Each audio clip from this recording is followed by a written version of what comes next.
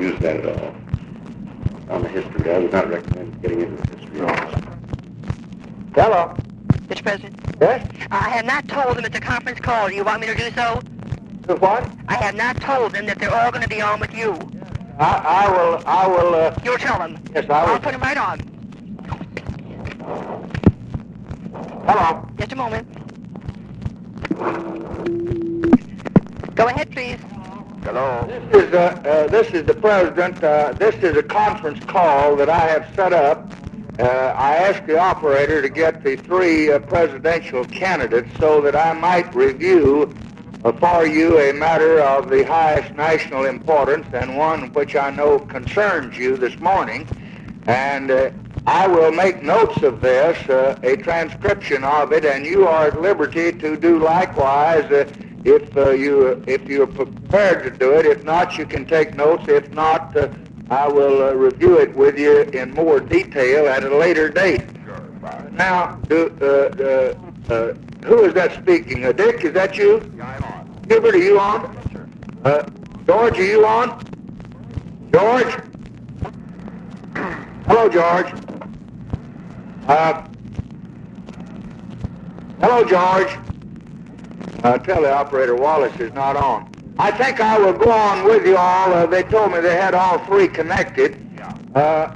This is in absolute confidence because any statement or any speeches or any comments at this time referring to the substance of these matters will be injurious to your country. I don't think there's any question about that. First, I want to say this, that our position, the government position, today is exactly what it was the last time all three of you were briefed. That position, namely, is this. We are anxious to stop the bombing and would be willing to stop the bombing if they would sit down with us, with the government of Vietnam present, and have productive discussions. We have told them that we did not think we could have discussions if, while we were talking, they were shelling the cities or if they were abusing the DMZ. From time to time, beginning back late last spring, they have nibbled back and forth at these various items. Each time they do, there's a great flurry of excitement. We have been hopeful one day that they would understand this. We don't want to call it reciprocity. We don't want to call it conditions because they object to using those words, and that just knocks us out of an agreement. But we know that you join us in wanting peace the earliest day we can and to save lives as quickly as we can and as many as we can. So one day we're hopeful and the next day we're very disillusioned. Now, as of today, they have not signed on and agreed to the proposition which I have outlined to you, nor have they indicated that this would be a satisfactory situation to them in its entirety. Our negotiators are back and forth talking to them, and they have just finished their meeting in Paris this morning. But yesterday in Saigon, because there are exchanges constantly going on, there came out a report that there was agreement that would be announced at a specific hour. This morning in Paris, the same thing happened, and Harriman had to knock that down. We posted a notice here at the White House that said the same thing.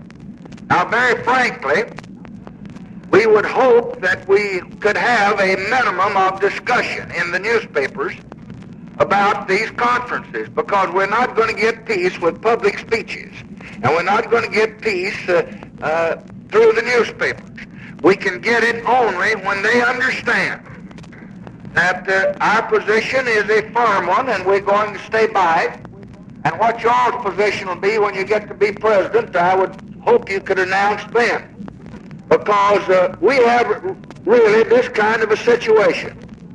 If I've got a house to sell and I put a rock bottom price of $40,000 on it, And the prospective purchaser says, well, that's a little high, but let me see. And he starts to leave to talk to his wife about it. And Lady Bird whispers that I would let you have it for $35,000. And then he gets downstairs, and Lindenberg says, we don't like the old house anyway. We get it $30,000. Well, he's not likely to sign up. The Bundy speech didn't do us any good, and there are other speeches that are not helping at all.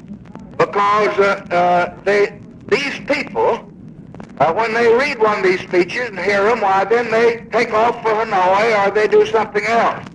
The government's position is going to be this. We are willing to stop the bombing when it will not cost us men's lives, when the government of South Vietnam can be a party to the negotiations, and when they will not abuse the DMZ and not shell the cities. Now, we do not have to get a firm contract on all of these three things, but I do have to have good reason to believe that it won't be on again, off again, plan again, that I won't have to stop the bombing one day and start it the next. Now, obviously, they can deceive me, and we know that in dealing with the communists, that they frequently do that. We have had a good many experiences at that right in these negotiations. But what I called you for was to say in substance this. Our position has not changed. I do not plan to see it change. I have not issued any such orders. I will talk to each of you before I do, and all of you on an equal basis. I know you don't want to play politics with your country. I'm trying to tell you what my judgment is about how not to play politics with it. And I know all of you want peace at the earliest possible moment, and I would just express the hope that you be awfully sure what you're talking about before you get into the intricacies of these negotiations. Over. Now, I'll be glad to have any comment any of you want to make or answer any question. No comment, Mr. President. Thank you very much. Yep. Well, as you know, this is consistent with what my position's been all along. I've made it very clear that I will make no statement that would undercut the negotiation. So we'll just stay right on there and hope that this thing works out. George, are you on? Yes, sir, Mr. President, and of course, that's my position all along, too, is the position you stated, yes, sir. And I agree with you that we shouldn't play any politics with this matter so that it might foul up the negotiations in any manner. Thank you very much. Now, what our policy is going to be, I think all of you should know that it's not going to be an impetuous or hasty policy. I've outlined it to you. I do not want you to speak about it. I do not want you to lay down these points, because if you do, that causes them to say their conditions, and it's reciprocity. And they may be able to take them if they don't think they're going to get something better by just waiting a few weeks or a few days. Now, so I think it's very important this be confidential. Do you know whether you're talking to me as knowledge to any of your people? Well, in my case, the phone was picked up by somebody here. I'm at the Union Station in Yeah? Kansas City. The phone was picked up by somebody else. It may be known, but I will seal them down. I'll just tell them we got a routine report.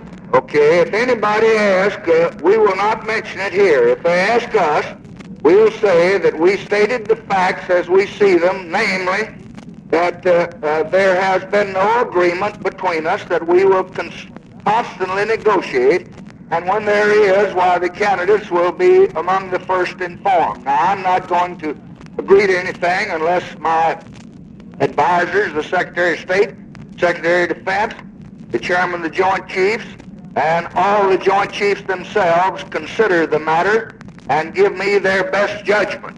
And I get that from time to time, and it is all of their best judgment now, at this moment. That the position I've stated to you is the soundest position for this country. Namely, the government of Vietnam must be included, and we could not expect an American president to have good discussions very long if they were shelling the cities or if they were abusing the DMZ. Mr. President? Yes.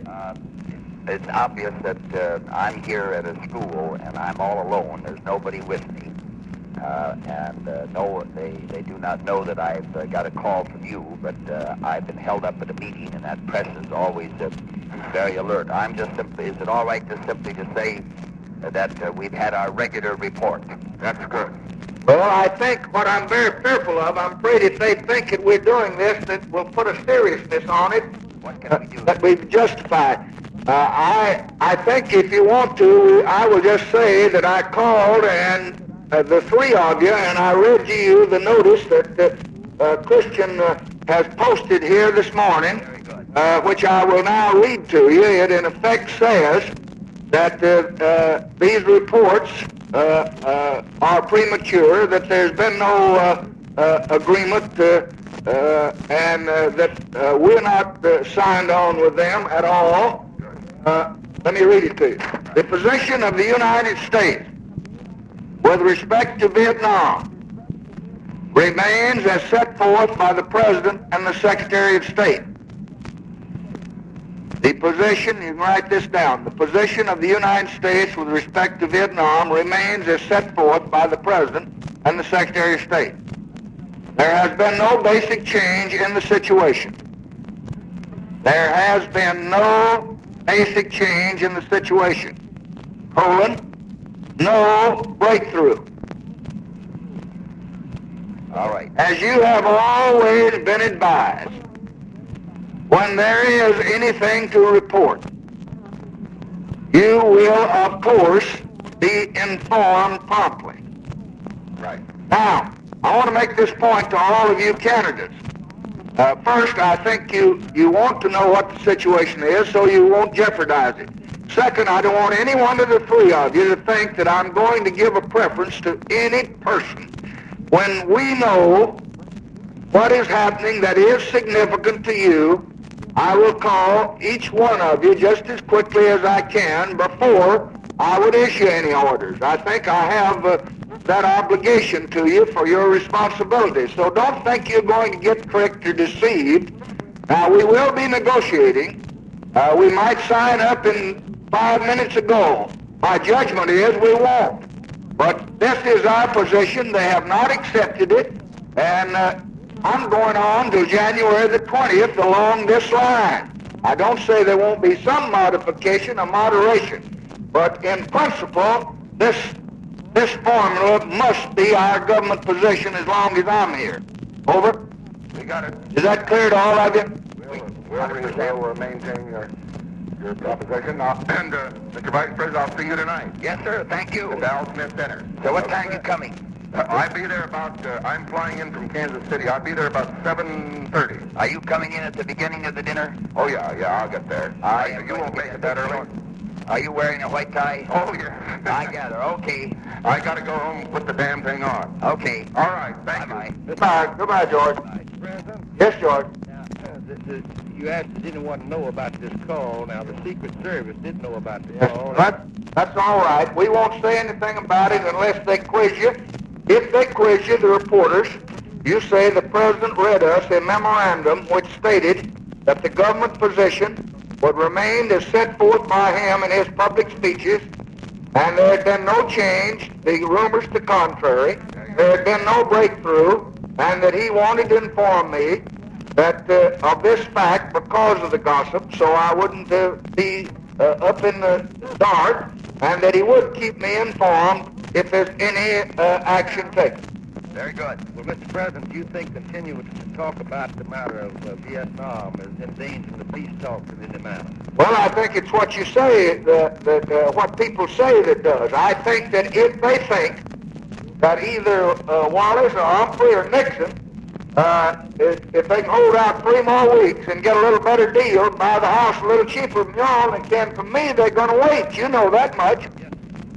But as long as we're strong, I've taken a strong position, and I don't want to do anything or say anything. Well, I know what I do. I just give my views on it, but I would bear in mind constantly that the enemy is looking at everything that's said in this country. We had a speech made the day before yesterday, and a few hours later they came in and said, well, we've got to go back to Hanoi.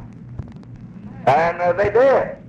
Now, I think if I were in their place and I were negotiating and I read that Ho Chi Minh was sick bed, in 3 weeks he'd be out and there'd be a better deal awaiting me, and the new president would really do better than he's doing, I just don't think I would dash in. Don't you all feel that way? Yeah, I agree with you. Just anybody that's ever bought a cat knows that. And let's just all try to stay together. I suggested to Secretary Rush that he get all three of you to sign a statement that would say that our government has taken a position. We cannot change that position until January the 20th. Therefore, we will stand behind that position until we take office, and then let Harriman read that to them so they would know it. But before we got around and got the thing written, why, it kind of blew up, and we decided it wasn't wise to do it. But whatever you can do in the way of peace offers or things of that kind, I would be awfully careful. As a matter of fact, I never will agree to one sentence until I've gone over it with my Joint Chiefs and Rusk and Katzenbach and Clark Clifford and Dick Helms. And if I am afraid to make a statement like that with all of these people advising us constantly, you can imagine how a fellow is out at a box supper or school or at a country picnic. He's shooting from the hip. And I just hope that you all will understand that if you make a statement and it blows these conferences, I think it would hurt you more than you'll gain from talking about the details of a peace offer right now. Wait till you get January the 20th, and then you can really get into it deep. Well, Mr. President, I'm not even going to say anything to the newsmen if they ask me. I'm just going to say I'm just campaigning. How is that? That's okay. Yes. Okay, thank you, gentlemen. Thank you.